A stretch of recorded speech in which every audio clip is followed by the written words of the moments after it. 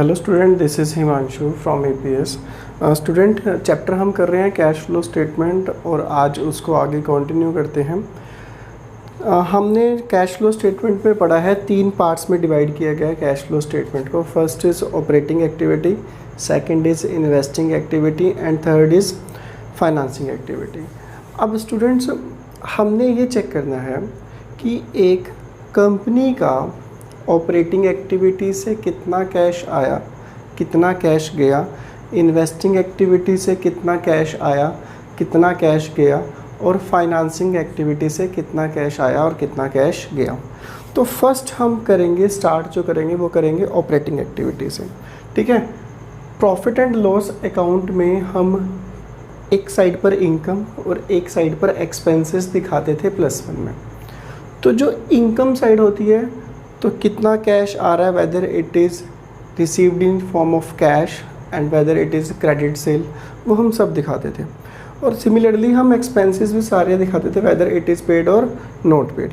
अब हमने चेक करना है, तो जब उस क्वेश्चन की शुरुआत करेंगे हम ऑपरेटिंग एक्टिविटी की, तो शुरुआत करेंगे नेट प्रॉफिट बिफोर टैक्स से।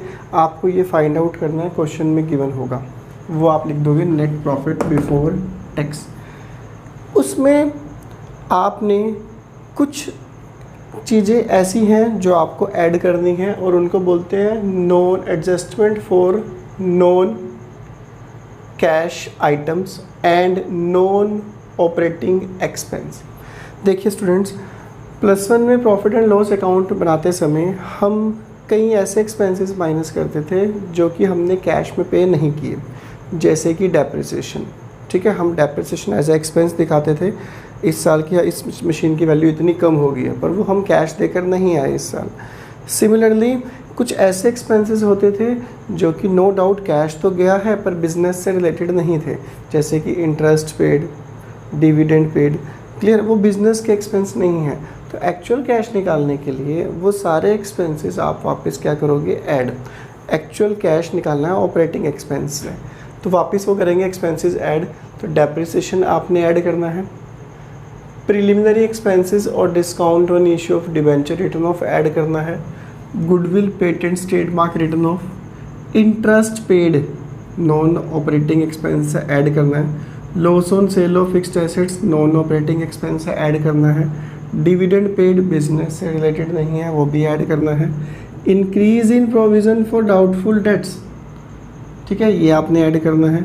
उसमें से कुछ चीज़ें माइनस करनी है, सिंपल है, यहाँ पर इंटरेस्ट पेड है तो इंटरेस्ट रिसीव माइनस करना है, loss on sale of fixed assets add है, profit on sale of fixed assets minus करना है, डिविडेंड पेड ऐड है, डिविडेंड रिसीव माइनस करना है, increase in provision for doubtful debts add है, decrease in provision for doubtful debts minus करना है, and last में एक चीज़ एक्स्ट्रा याद रखनी है, रेंट रिसीव्ड माइनस करना है। तो फॉर्मेट में कुछ भी नहीं है, स्टार्टिंग करनी है नेट प्रॉफिट बिफोर टैक्स से। गिनती की बहुत थोड़ी सी चीज़ें हैं, डेप्रिसिएशन सिंपल है, प्रिलिमिनरी एक्सपेंसेस, गुडविल, ये आपको याद करने हैं, और ये नॉर्मल सी चीज़ें हैं, interest paid, loss on sale of fixed assets, dividend paid और increase in provision for doubtful debts. इसका रिवर्स यहाँ पर चलेगा। ठीक है, ये जो प्लस एंड माइनस करने के बाद जो आंसर आता है उसके लिए हम वर्ड यूज़ करते हैं operating profit before working capital changes. ये एक फॉर्मेट है जो आपको लर्न करना पड़ेगा, उसके बाद हम क्वेश्चन करेंगे इस फॉर्मेट के बेस पर। फिर ऐड करोगे इसमें decrease in current assets, increase in current liability, और करंट एसेट्स के आपके पास गिवन होंगे, ओपनिंग और क्लोजिंग बैलेंस गिवन होंगे, आपको चेक करना है कि डिक्रीज़ हो रहा है या इंक्रीज़ हो रहा है। सिमिलरली लेस करोगे इसका reverse, increase in current assets, decrease in current liability, और लास्ट में जो आंसर आएगा उसमें से माइनस कर देना टैक्स पेड।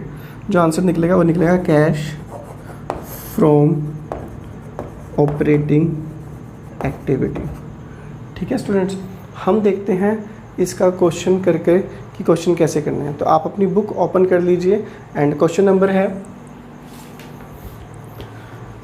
5 तक हमने क्वेश्चन किए थे। आज आप question number, practical question number निकाल लीजिए, और जो प्रैक्टिकल क्वेश्चन नंबर है दैट इज़, स्टार्ट करते हैं हम क्वेश्चन नंबर 6 का बी पार्ट से।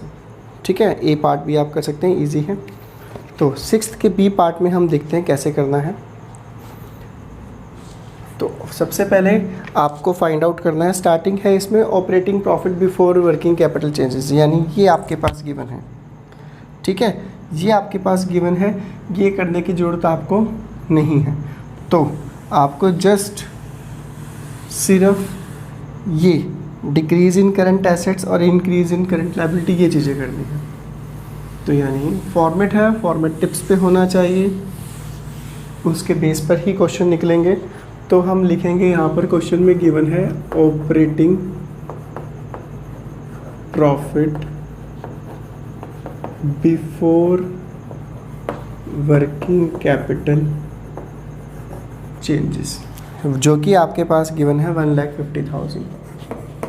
एक हेड बना लीजिए, उसके बाद ऐड करते हैं decrease in current asset, increase in current liability, less करेंगे उसका उल्टा, increase in current asset, decrease in current liability. तो चेक कीजिए, फर्स्ट नंबर पे गिवन है ट्रेड रिसीवेबल। ट्रेड रिसीवेबल आपकी करंट एसेट्स होती हैं जो कि 3 लाख थी 2017 में, 2018 होगी 3,36,000, 36,000 इंक्रीज़ हुई है एसेट्स, इंक्रीज़ इन एसेट्स यहाँ पर लिखेंगे ट्रेड रिसीवेबल, ठीक है। माइनस करना है तो यहाँ पर लिख लीजिए, टोटल करके हम माइनस कर देंगे, ट्रेड रिसीवेबल 36,000। देन उसके बाद है स्टूडेंट इन्वेंट्री। इन्वेंट्री भी आपकी करंट एसेट होती है, 2 लाख थी 180 रह गई है, 20,000 डिक्रीज हुई है, डिक्रीज इन करंट एसेट्स। ये एक हेड है, इसके नीचे लिखोगे इन्वेंट्री जो आपके पास है डिक्रीज हुई है 20,000। जो ऐड करने वाले हैं वो यहाँ लिख लेना, जो माइनस करने वाले हैं वो यहाँ पर लिख लेना। देन उसके बाद है प्रीपेड एक्सपेंसेस, आपकी करंट एसेट होती है, 20 थी 25 हो गई, इंक्रीज इन करंट एसेट यहाँ पर -5,000। Then after that accrued income आपकी करंट एसेट होती है, 8 से 6 होगी, डिक्रीज हुई है, decrease in current asset 2,000 rupees add कर दोगे।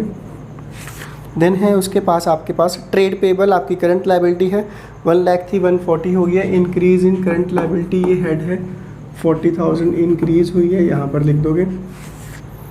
देन आउटस्टैंडिंग एक्सपेंसेस 32 थे 26 हो गए, डिक्रीज इन करंट लायबिलिटी ये रहा, 6,000 रुपीज़ डिक्रीज हुए हैं। Then income received in advance, current liability होती है, करंट लायबिलिटी भी आपकी डिक्रीज हुई है, इनकम रिसीव्ड इन एडवांस 3,000 से 2,000 हो गई है 1,000। तो आपके पास यही क्वेश्चन में गिवन था, तो आप करके देखेंगे टोटल 150 + 20 70, 2,10,000 2,12,000। इसको जो माइनस करनी है, टोटल माइनस करने वाली चीज़ें हैं वो देख लेते हैं कितनी है, 36 + 5 41, 41 + 6 47 + 1 48,000। ठीक है स्टूडेंट्स, अब माइनस करके देखते हैं, 12 - 8 4, 10 - 4 6, 1,64,000। लास्ट में माइनस करते हैं टैक्स पेड, पर फिलहाल इस क्वेश्चन में गिवन नहीं है, तो यहाँ लिख देंगे कैश फ्रॉम ऑपरेटिंग एक्टिविटी।